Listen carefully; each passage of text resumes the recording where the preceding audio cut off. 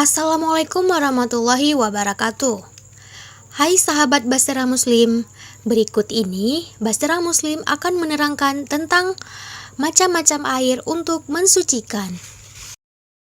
Di dalam fikih Islam, air menjadi suatu yang penting sebagai sarana utama dalam bersuci, baik bersuci dari hadas maupun dari najis.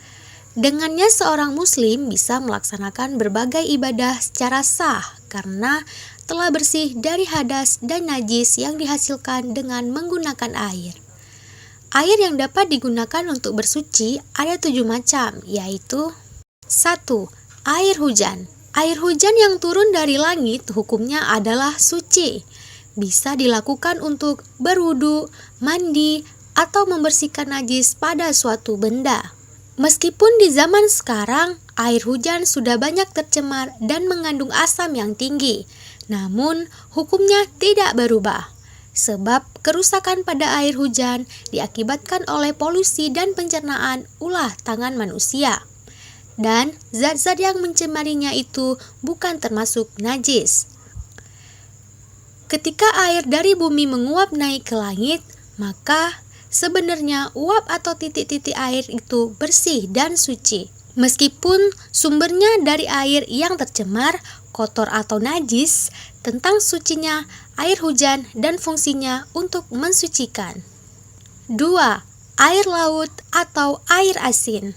Air laut adalah air yang suci dan juga mensucikan, sehingga boleh digunakan untuk berwudu, mandi, janabah, ataupun untuk membersihkan diri dari buang kotoran.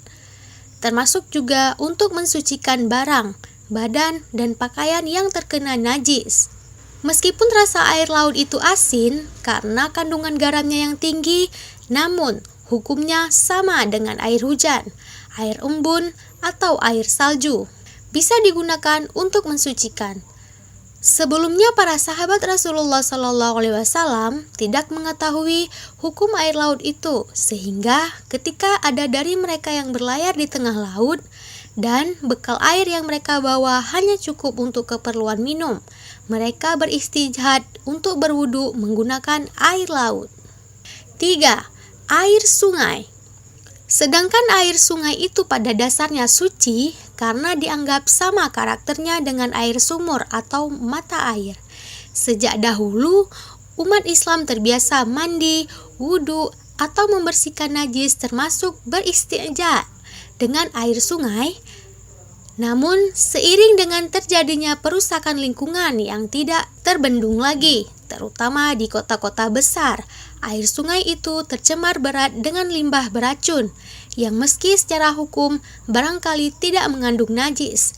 Namun, air yang tercemar dengan logam berat itu sangat membahayakan kesehatan. Maka sebaliknya kita tidak menggunakan air itu karena memberikan mudarat yang lebih besar. Selain itu, seringkali air itu sangat tercemar berat dengan limbah ternak, limbah WC, atau bahkan orang-orang yang buang hajat di dalam sungai, sehingga lama-kelamaan air sungai berubah warna, bau, dan rasanya. Maka bisa jadi air itu menjadi najis, meski jumlahnya banyak. 4. Air sumur. Air sumur, mata air, dan air sungai adalah air yang suci dan mensucikan, sebab air itu keluar dari tanah yang telah melakukan pensucian. Kita bisa memanfaatkan air-air itu untuk wudu, mandi, atau menyucikan diri, pakaian, dan barang dari najis. 5. Mata air. Mata air adalah air yang bersumber dari mata air. Hukumnya suci dan mensucikan. Air Zam-Zam adalah mata air yang tidak pernah kering. Mata air itu terletak beberapa meter di samping Ka'bah, sebagai semua sumber mata air pertama di kota Mekah, sejak zaman Nabi Ismail alaihissalam dan ibunya pertama kali menjejakkan kaki di wilayah tersebut. 6. Air es atau salju. Salju sebenarnya hampir sama dengan hujan, yaitu sama-sama air yang turun dari langit. Hanya saja kondisi salju, udara yang membuatnya menjadi butir-butir salju yang intinya adalah air juga, namun membeku dan jatuh sebagai salju. Hukumnya tentu sama dengan hukum air hujan, sebab keduanya mengalami proses yang mirip, kecuali pada bentuk akhirnya saja. Seorang muslim bisa menggunakan salju yang turun dari langit atau salju yang sudah ada di tanah sebagai media untuk bersuci, baik wudhu, mandi, atau lainnya. Tentu saja harus diperhatikan suhunya agar tidak menjadi sumber penyakit. Ada hadis Rasulullah SAW yang menjelaskan tentang kedudukan salju, kesuciannya yang juga fungsinya sebagai media pensucian.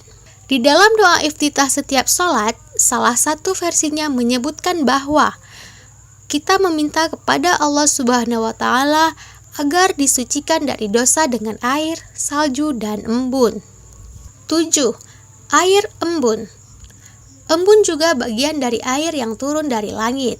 Meski bukan berbentuk air hujan yang turun deras, embun lebih merupakan tetes-tetes air yang akan terlihat banyak di hamparan dedaunan pada pagi hari. Maka, tetes embun yang ada pada dedaunan atau pada barang yang suci bisa digunakan untuk mensucikan, baik untuk berwudu, mandi, atau menghilangkan najis. Nah, itu dia 77 macam air yang bisa mensucikan.